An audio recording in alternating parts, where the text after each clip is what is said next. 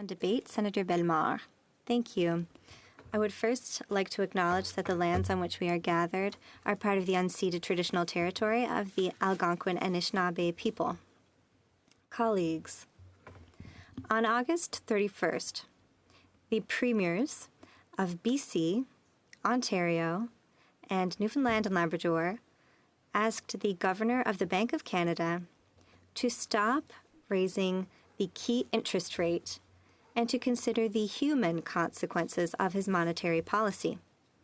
Some observers questioned these remarks and saw them as an attempt to politically interfere with the bank's governor.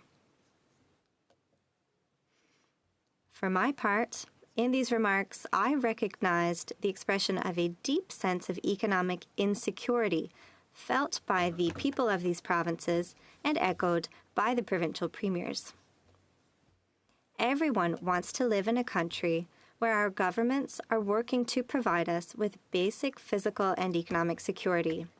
Economic security alone does not make for happiness, but family life is certainly more joyful and optimistic when we can plan our spending and income and pay the mortgage or rent without having to cut back on food or our children's education. That is precisely what has driven me throughout my career, fighting economic insecurity and promoting the means to achieve it. This is what led me to take an interest in the labor market, social dialogue, and monetary policy. So what does that anecdote have to do with my bill? The answer is very simple. A country's prosperity depends in large part on the quality of its human and natural resources, and on its collective ability to develop them. Monetary policy largely determines the basic cost of investing in or developing our human and natural resources.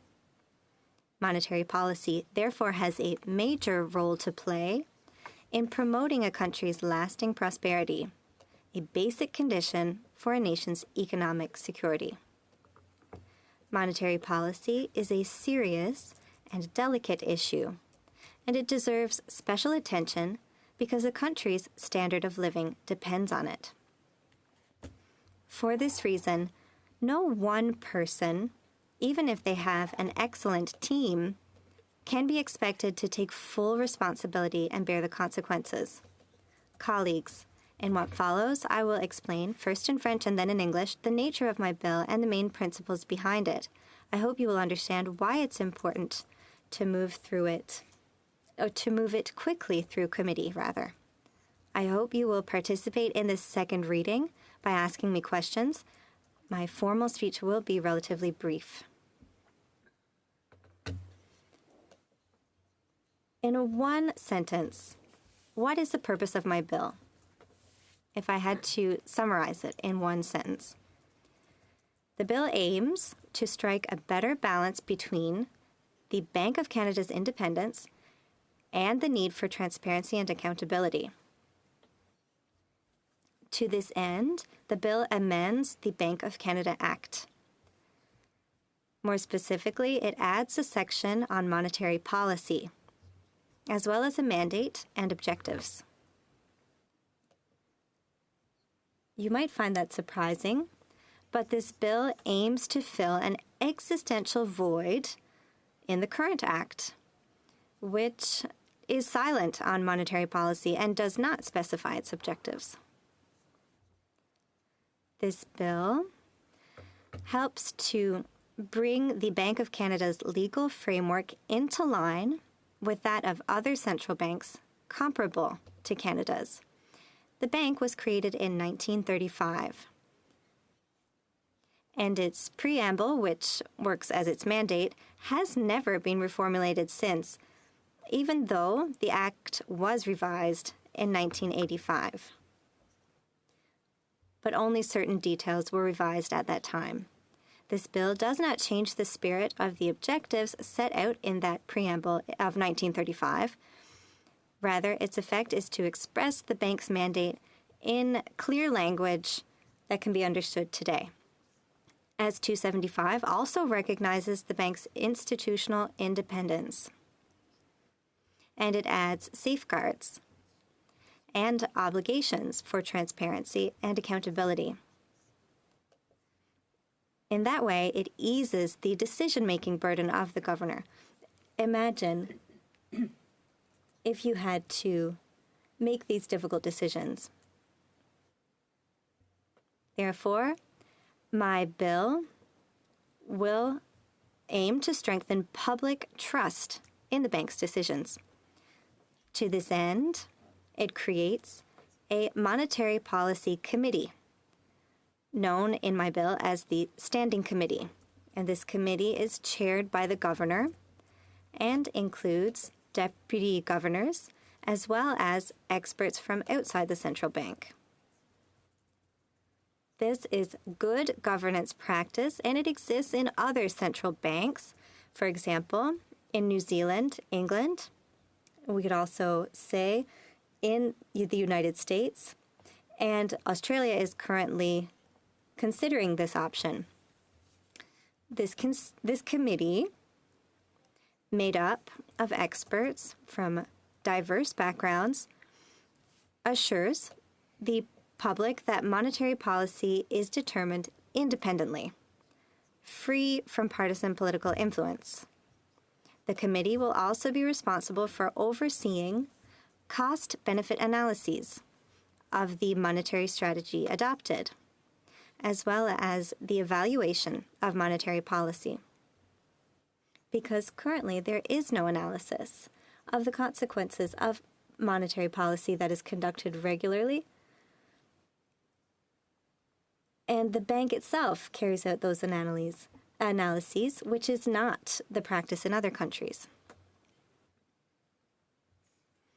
The committee will also be involved in drawing up the 5-year agreement between the bank and the government, setting out the reference framework for monetary policy. The committee may also propose alternative strategies to counter the effects of repeated supply shocks. For example, when oil and gas prices rise, when there are issues with agricultural harvests, and so forth. This committee of experts will reassure Canadians that the bank is fully assuming its role as a vehicle for economic prosperity. It goes without saying that the composition of the Standing Committee's external members is of the utmost importance. That is why S-275 sets out specific eligibility and competency requirements. The appointment process must also be open and transparent. And members are chosen after consultation with key players in the economy. For example, representatives of major employers' associations and trade unions. Because it is essential that these experts, who are not necessarily working in these organizations but who are recognized by them, come from diverse backgrounds. They must come from diverse backgrounds. We do not want experts from the same school with no experience in the field. As you know, Canadians and the financial markets are often nervous on the day the Governor of the Bank of Canada announces the key interest rates.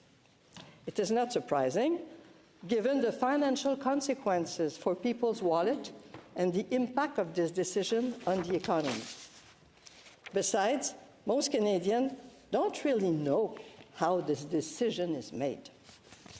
Technically, the Governor of the Bank of Canada determines the key interest rate 8 times a year in the context of its monetary policy.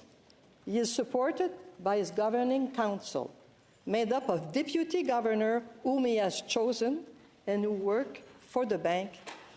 In recent months, an external non-executive deputy governor has joined the committee.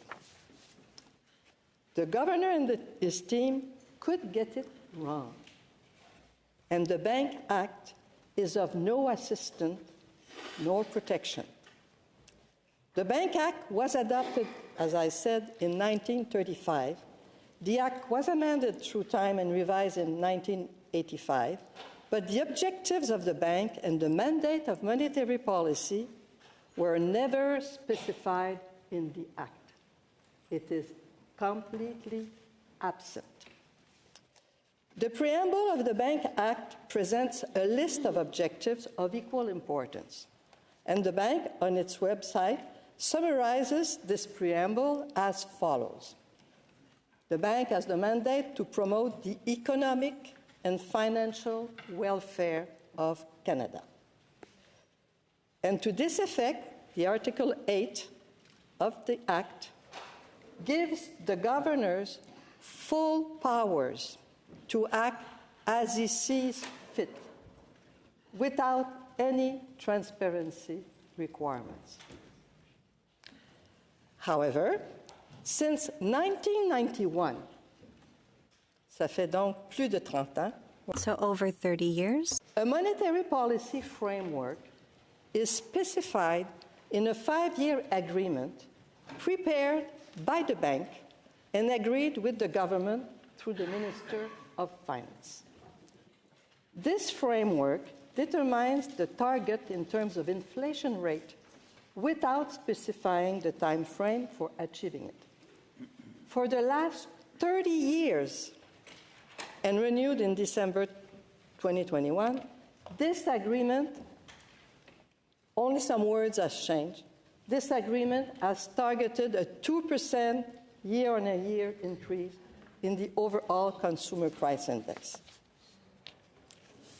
Colleagues, this agreement is tabled in Parliament, but is not subject to any parliamentary approval or accountability.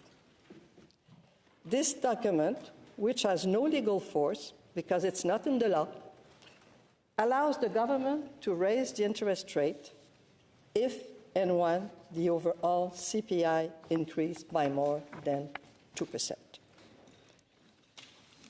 This is a simple rule for a problem that is not, and it is a rule that has been created through time and was never have any foundation in the Bank of Canada Act.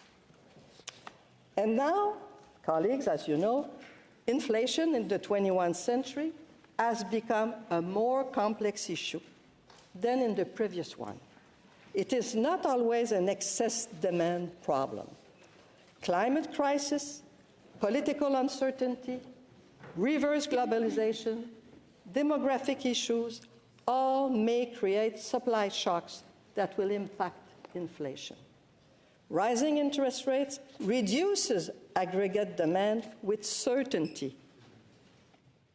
But Canadians don't have the same assurance that rising interest rates will cope with inflation. Because, as you know, increased interest rates can have boomerang effects. When the Bank of Canada rises its basic rate, increases in mortgage rates follow. According to Statistics Canada, and that's a really important statistic, mortgage cost increases are responsible for more than 30% of the yearly cost of living increases. It's 37 with the rental. It can also have detrimental effect on specific sectors such as housing, for example. And when housing spaces are in short supply and construction starts decrease because of less affordable mortgage conditions, rental rates go up. So the two together is around 37% of the increase in the CPI that can be attributed to the monetary policy. It is hard to predict the consequences of monetary policy on the economy because it reacts with lags. The bank can easily be too severe or too loose, and it is easy to overshoot monetary policy and precipitate a recession. Therefore, some countries have incorporated safeguards into their legislation. For example, in the USA, Australia, and New Zealand, monetary policy pursue a dual mandate, that is, price stability and maximum employment or full employment. Consequently, this dual mandate forces central banks to be prudent in the conduct of monetary policy. Some countries have also put in place monetary policy committees where external members can help assess the risk involved and work on diverse scenarios. If supply chain shocks are to become common, should not monetary policy consider the expertise of experts knowledgeable of those realities? This bill adds safeguards in the conduct of monetary policy by specifying the dual mandate of monetary policy and by creating a monetary policy called the Permanent Committee. The composition of this committee and the process of selection of its members are of the utmost importance. The process needs to be open and transparent. These experts should be appointed after consultation, as I said previously, with organizations representing civil society and the economy, such as important business associations and labor organizations, so that the committee is best equipped to balance the goals of price stability and full employment. This committee would be credible to call for responsible behaviors from all economic actors. The committee would participate in the discussion about setting the policy rate.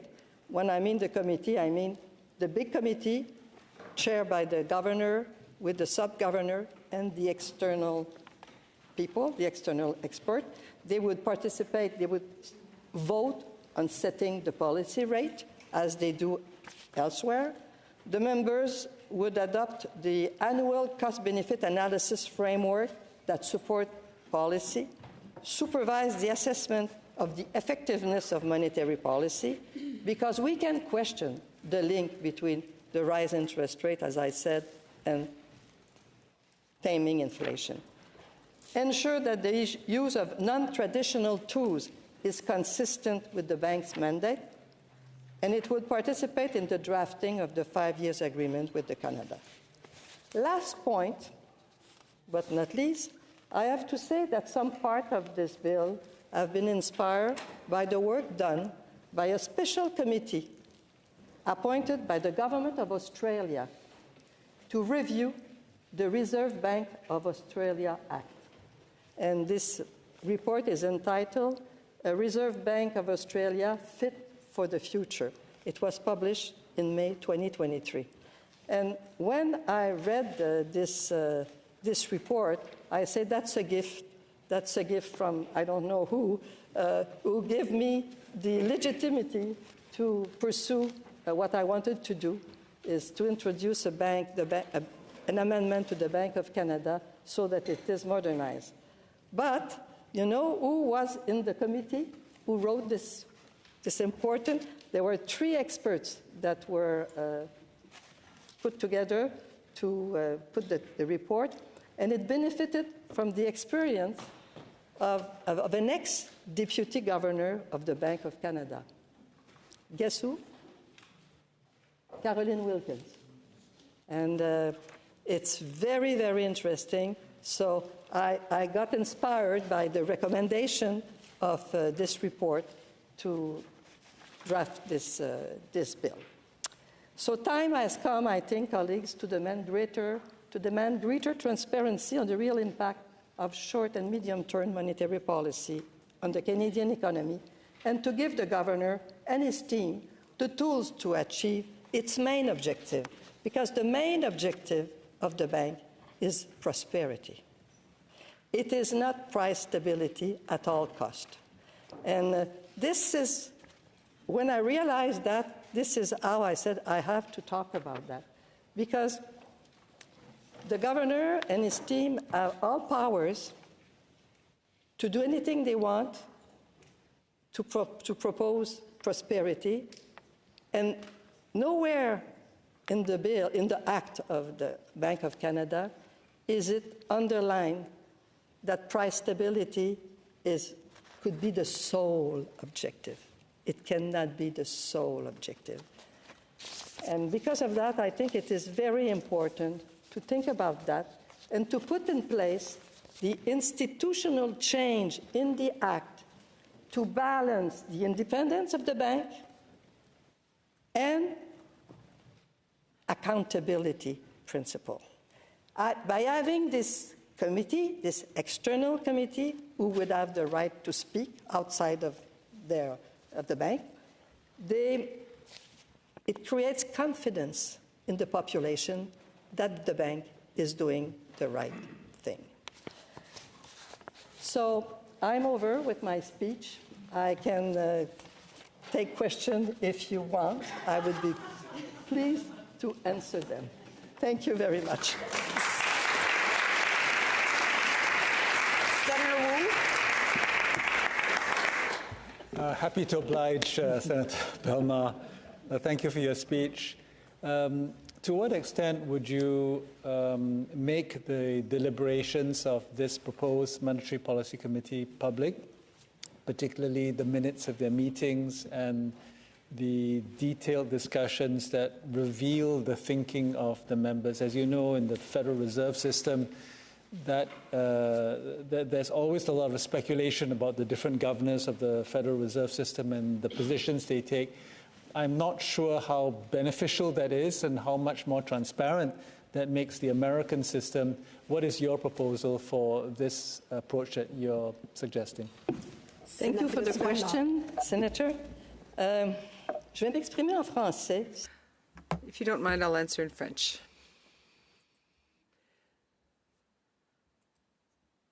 The Monetary Policy Committee, I'm not sure that it should be televised, that its proceedings should be televised. But there should be a report following the committee's work, just as there is in New Zealand. I quite like the New Zealand report. In it is specified who said what, to some extent. And so you understand the result of the vote, because the results of the vote are given. I invite you to read here on Canadian soil in Western Canada. There is the C.D. Howe Institute, which did create a type of monetary policy committee and which quite often gathers. There are about a dozen experts, and they get together and discuss what they would do. Then they vote. All the names are given for each opinion.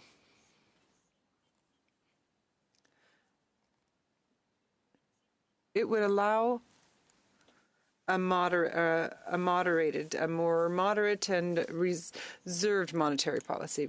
You may not know this, but in the 1980s, when the interest rates were so high,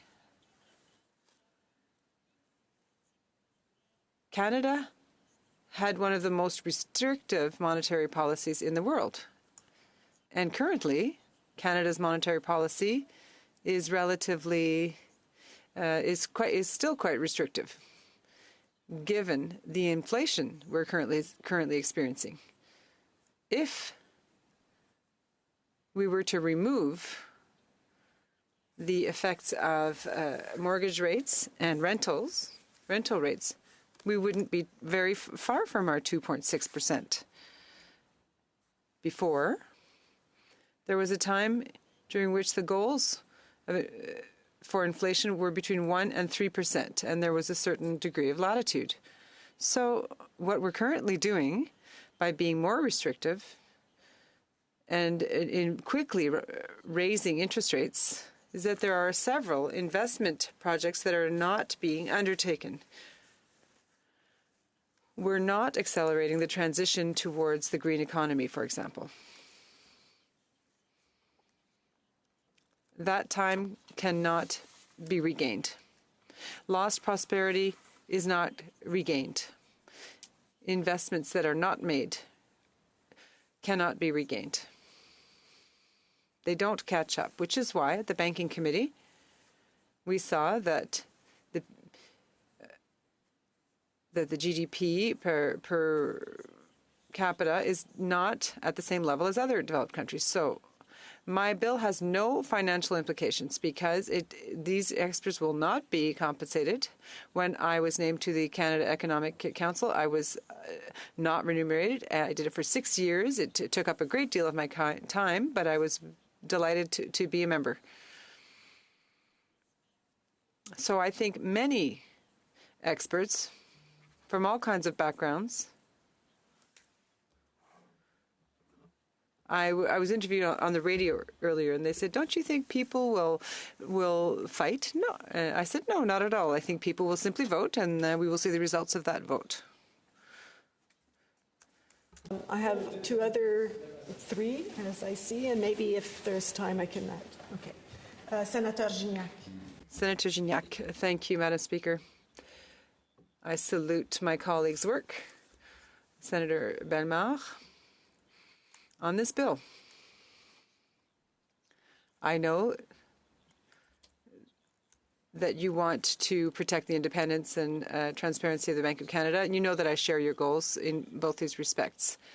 So my question has to do with the following fact. At this time, every 5 years, the Minister of Finance or the Department of Finance and the Bank of Canada sit down together to review its mandate. And thanks to your speech, that I salute also, there was an asterisk about the labour market. Not as much as I would have liked, perhaps, but anyhow, here's my question. In a context in which the Bank of Canada, which in my opinion is currently putting out fires, as many other central banks are in dealing with runaway inflation,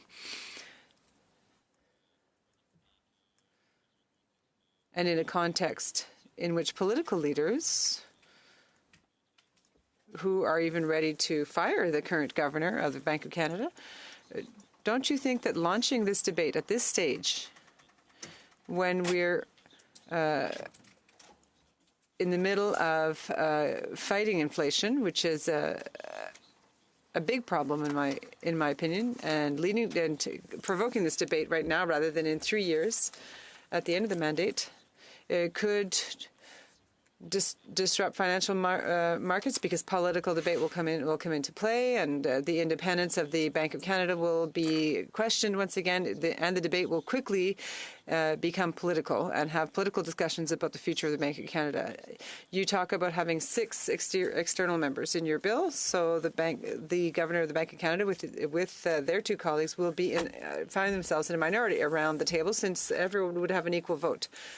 So only 1/3 of the votes would go to the leaders of the Bank of Canada, and the other and then there would be 6 other voting members who are all working on a volunteer basis. So who's going to pilot this plane? Who's going to be accountable for these decisions made, supposedly in the interest of all Canadians?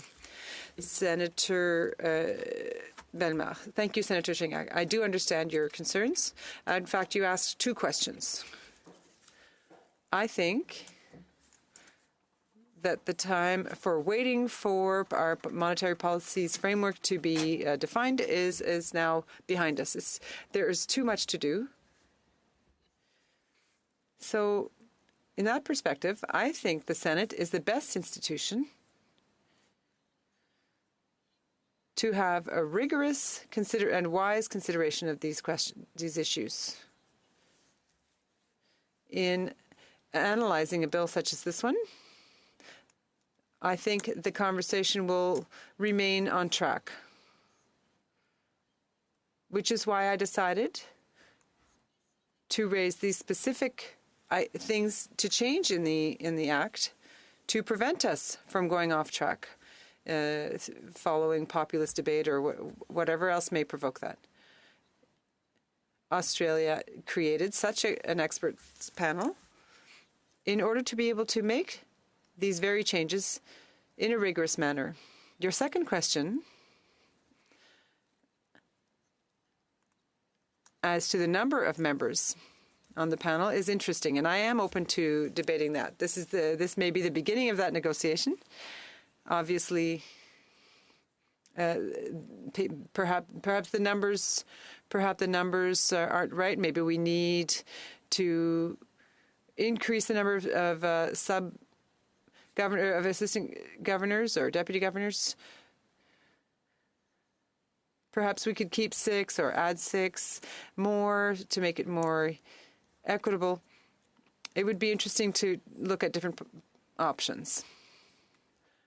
But I think that this debate can help us make investments in our future. Senator Miville-Deschênes. I have a question for you, Senator. Obviously, I'm not a specialist in monetary policy, but you mentioned the Australian example several times. We are looking towards Australia for all kinds of reasons these days. The fact of having a mandate that you think is better balanced between prosperity and fighting inflation, did that have an impact on monetary policy that was measurable? For example, in Australia, did they try to curb inflation a little less than we did, or a little less aggressively? In fact, has that model already borne fruit? Senator Bellemare, thank you for the question, Senator. It's an excellent question. Unfortunately, I can't tell you what the impact was in the case of Australia. But what I can tell you is that in the U.S., yes, there was a clear impact. And the United States also have such a mandate as to for the stabilization of prices and the labor market. Pierre Fortin raised that question, and I had the honor of speaking with Janet Yellen, who was the governor of the Federal Reserve.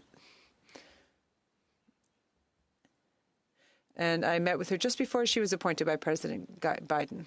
And we discussed all that, and I thought, oh, that is why often, for example, in the 80s and 90s, the unemployment rate in Canada was much higher than it was in the U.S.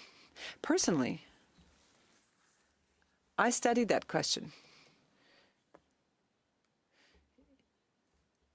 in a book that dealt with the 80s and 90s. It was clear that Canada, because of the rigidity and stringency of its monetary policy, did not have the productivity increase that it could have at the time. But I didn't do that type of analysis since then. It was really to compare statistics between various countries that had such mandates. In Canada, the rigor of our monetary policy had that impact. Senator Ringuette. Thank you, Madam Speaker. Senator Bellemare, thank you once again for stimulating our imagination and our discussions as to the Bank of Canada. You may recall that a few months ago, I asked the governor of the bank at our committee who he was consulting. His answer was that he consulted a great deal, many crown corporations, that there were all kinds of interdepartmental committees and communications for him to be able to extract as much information as possible. So my question is, given that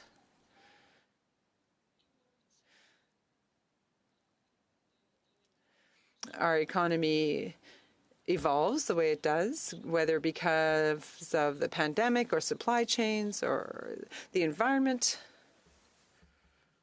do you believe that this advisory panel would be a permanent one? Should it not rather be a kind of ad hoc membership in order to find experts, the experts that we need according to the geopolitical context and situation?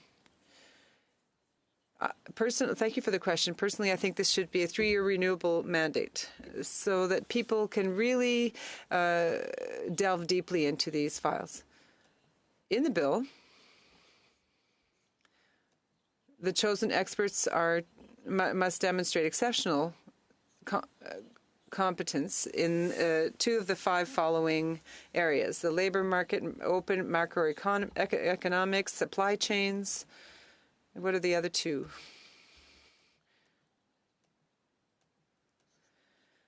The financial system and risk management. So these are important skills that come from different horizons. in your question, the governor, consults, but we don't really know much about the information he's receiving, except in very fundamental ways. And then these measures that are announced are removing the most volatile elements from the basket and so forth. But in fact, what does that really mean, fundamental inflation? These are questions that a permanent panel or committee could examine, explain to people, and it would create confidence, especially following their report. Thank you. Senator Gignac. Merci. Senator Gignac. Thank you, Madam Speaker. I don't want to take up too much time here. We will have ample opportunity to discuss this further. But Senator Bellemare, I would like to come back to this view that I find a bit severe in terms of the Bank of Canada when it comes to transparency. First of all, I see confusion between transparency. For example, it's up to us to decide as to the mandate of the Bank of Canada, yes, but when it comes to transparency, and as a chief economist, having spent decades in that area, now we see quarterly reports on monetary policy. There is a transcript even for certain meetings, and the International Monetary Fund even itself was saying last September that the Bank of Canada is a reference in terms of transparency and that its practices are globally compliant with broad and complete policies as defined in the international arena. So here's my question. Apart from the fact that people around the table are going to be disclosing their votes, what will make it more transparent with this monetary policy panel than it is now, aside from this quarterly report? And the governor's speeches, and he comes to testify here before the Banking Committee, does the same thing in the other place. So beside having external members who will disclose their votes, just as the Federal Reserve does so far, what will we gain from in terms of transparency from your bill? Thank you for the question. The International Monetary Fund published a transparency code and has done so since 2020, and it's very rigorous. And it analyzed the Bank of Canada, and in its report, it's true that they applaud the Bank of Canada. And they talk about its communications. They're saying that the Bank of Canada communicates a great deal with Canada, is transparent in its goals, but the IMF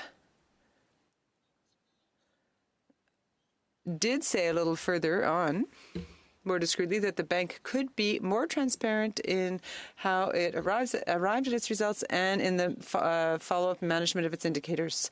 So I think the monetary policy is not about a straight correlation between monetary policy and the rate of inflation. There are all kinds of variables and possibilities and combinations.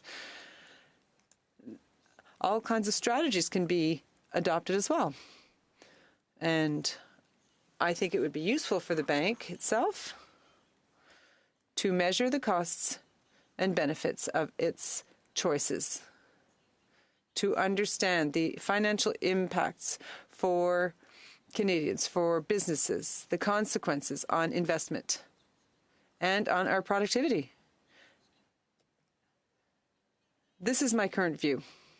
I think the government and the governor and his team are doing an incredible job in terms of communications. They have all kinds of conferences, press conferences, produce documents. But do we know if their policy will truly achieve the stated goals?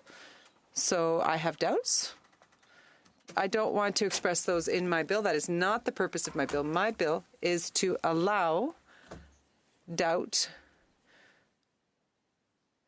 to be converted into prudence. I think that it's in Canada's interest to do so. We are a large country, but we have experienced delays in terms of our monetary policy.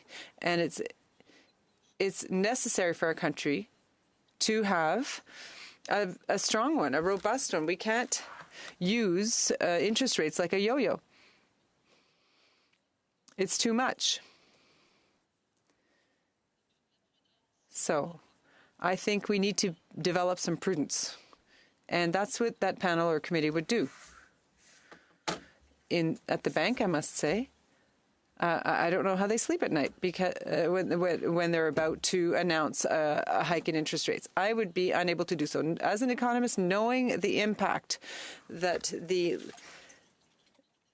rate of interest has on people's lives, it's too important. So we need a well-balanced and prudent panel to advise. Would be not a panacea, but it would be a step in the right direction. This Bellemare, for your speech and Bill. So global concerns on central bank independence are mounting. And I question, do you not see a larger risk for independence and a resulting blur between fiscal and monetary policy through your proposal?